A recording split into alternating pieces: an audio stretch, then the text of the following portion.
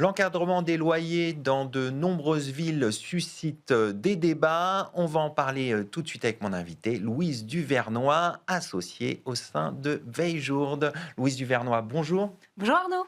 Pour commencer, c'est bien de revenir sur les bases. Qu'est-ce que l'encadrement des loyers?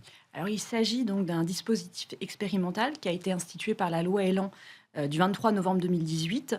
Et ce dispositif expérimental a été initialement fixé pour une durée de 5 ans, qui a été prorongée jusqu'au 25 novembre 2026. Alors dans le cadre des baux d'habitation, depuis la loi Elan, le principe c'est que la fixation du loyer est libre, mais dans certaines zones tendues, avec la possibilité en fait d'un encadrement des loyers. Et l'application de cet encadrement va être soumise à des conditions strictes. D'abord, d'un point de vue du champ d'application territorial, ça ne va s'appliquer que dans des zones tendues, telles que définies par les textes, où il y a, si vous voulez, un déséquilibre marqué entre l'offre et la demande. Et puis l'application de ce dispositif va être conditionnée à une candidature en fait de la collectivité compétente. Et si la candidature est acceptée, il y a un décret qui va venir délimiter en fait le périmètre d'application du dispositif. Alors, ce qu'il faut savoir, c'est qu'aujourd'hui sont notamment concernés donc Paris, une partie de la Seine-Saint-Denis, Bordeaux, Montpellier, Grenoble et ses environs. Le Pays Basque est également concerné Lyon et Villeurbanne, mais récemment le tribunal administratif de Lyon a annulé donc l'arrêté préfectoral qui encadrait les loyers dans ces villes. Bon, on a vu les zones qui sont concernées par cet encadrement des loyers. On va s'intéresser maintenant au fonctionnement. Concrètement, comment ça se passe, l'encadrement des loyers dans les zones concernées? Alors, pour chaque territoire qui va être ainsi délimité, le préfet va chaque année déterminer 3 loyers de référence par catégorie de logement et par secteur géographique. Donc il va d'abord déterminer ce qu'on appelle un loyer de référence, ensuite un loyer de référence majoré qui va correspondre au loyer de référence majoré de 20%, et puis un loyer de référence minoré qui va correspondre au loyer de référence, lui, minoré de 30%. Et ces loyers, en fait, vont être basés sur des données collectées par ce qu'on appelle les observatoires locaux des loyers, qui sont chargés justement de recueillir les données relatives aux loyers sur un certain secteur géographique. Et lors de la conclusion en fait, du bail, le loyer va être librement fixé par les parties, mais dans la limite de ce qu'on appelle le loyer de référence majoré. Donc le loyer de référence majoré de 20% maximum.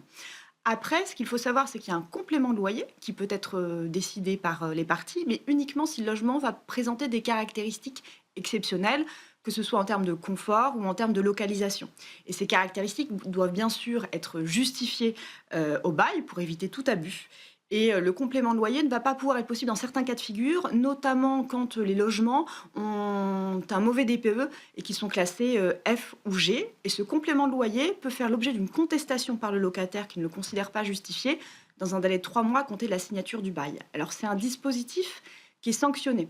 Donc si le bailleur ne respecte pas l'encadrement des loyers, il va s'exposer à une action en diminution de loyer de la part du locataire et évidemment à une restitution des trop perçus. Et puis le préfet peut également mettre en demeure le bailleur de se conformer aux exigences de l'encadrement des loyers. Et si le bailleur ne répond pas à cette mise en demeure, il est passible d'une amende administrative de 5 000 € s'il est une personne physique et 15 000 € s'il est une personne morale. Donc les sanctions ne sont pas neutres, hein. Non, Vigilance et de mise. non, les sanctions ne sont pas neutres et ce dispositif aujourd'hui, comme je vous le disais, il est expérimental. Se pose aujourd'hui la question de sa pérennisation. Et donc à cet égard, la Commission des affaires économiques a confié aux députés Lemeur et Echaniz une mission dite flash d'évaluation de ce dispositif et le rapport a été rendu le 24 septembre dernier. Et donc, que dit ce rapport parlementaire? Quelles sont ses préconisations? Alors, il dresse un bilan plutôt positif de l'encadrement des loyers. Il souligne que les collectivités qui l'ont mis en place sont plutôt satisfaites et donc ils préconisent en fait une pérennisation de ce dispositif et ils préconisent une vingtaine de propositions qui, selon eux, seraient de nature en fait à améliorer ce dispositif.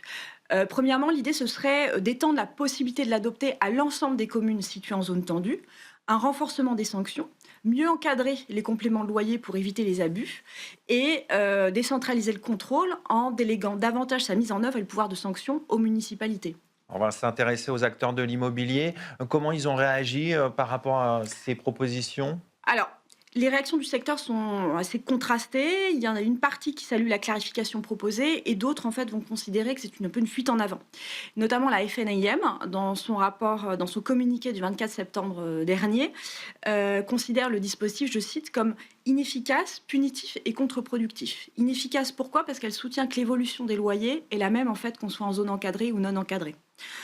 Punitif parce que ça ferait peser en fait aux bailleurs la responsabilité de la crise du logement, alors que pour la FNIM, la principale cause de la crise du logement, finalement, c'est le déficit de construction et un manque de soutien à l'investissement locatif. Et puis contre-productif parce que l'extension et le durcissement de l'encadrement des loyers ne ferait qu'alimenter la défiance des bailleurs et donc tout ça au détriment finalement de l'offre locative privée. Alors, on va s'intéresser aux suites de ce rapport. Est-ce qu'il y a eu une suite législative? Est-ce que le législateur s'est emparé de ce rapport? Alors, c'est effectivement d'actualité, Arnaud, parce qu'à la suite du dépôt de ce rapport, il y a une proposition de loi qui a été déposée à l'Assemblée en octobre dernier, qui s'appelle Proposition de loi pour retrouver la confiance et l'équilibre dans les rapports locatifs. Et cette proposition de loi donc, a été examinée en commission et elle doit faire l'objet d'un débat prochainement au cours du mois de décembre à l'Assemblée nationale. Et cette proposition est fortement inspirée du contenu du rapport. Elle prévoit notamment donc une pérennisation du dispositif, la possibilité pour les municipalités de décider de mettre en œuvre ce dispositif sans passer par la procédure du décret préalable, l'inclusion du co-living, notamment dans le champ de l'encadrement, un renforcement de la régulation du complément de loyer qui serait plafonné à un montant de 20% du loyer de référence majoré, une suppression du délai limite de 3 mois qu'avait le locataire pour le contester, et puis un doublement des amendes. Et en parallèle de ça, il y a également une autre proposition de loi qui, elle, a été déposée au Sénat très récemment, là, le 27 novembre dernier, qui reprend peu ou prou de manière similaire les modifications proposées par le proposition de loi actuellement à l'examen à l'Assemblée nationale, mais avec quelques petites différences d'importance. Déjà, il propose la fixation d'un loyer maximal qui, lui, serait 10% au-dessus du loyer de référence. D'accord. À la mise en place d'un dispositif avec un enregistrement en fait, obligatoire des baux d'habitation sur une plateforme numérique dédiée pour pouvoir justement faciliter en fait le contrôle du respect du dispositif et un allongement des délais de préavis pour les congés des bailleurs en zone tendue pour éviter, vous voyez, les congés sanctions. Donc effectivement, il faut surveiller, c'est à suivre donc l'actualité de ces propositions de loi. Pour terminer, est-ce qu'on peut imaginer une extension de ce dispositif aux baux commerciaux? Alors, c'est également un sujet d'actualité parce qu'aujourd'hui, en fait, en matière de bail commercial, n'est encadré par la législation que le loyer de renouvellement, pas le loyer initial.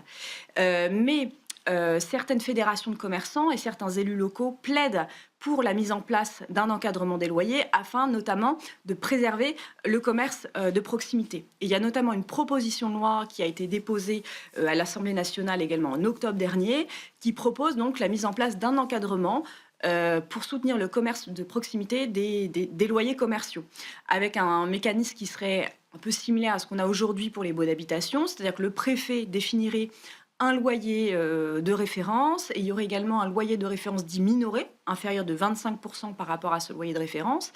Et le loyer commercial ne pourra pas être supérieur à ce loyer de référence et dans certains cas à ce loyer de référence minoré de 25% parce qu'on est dans des zones à forte vacance. Voilà.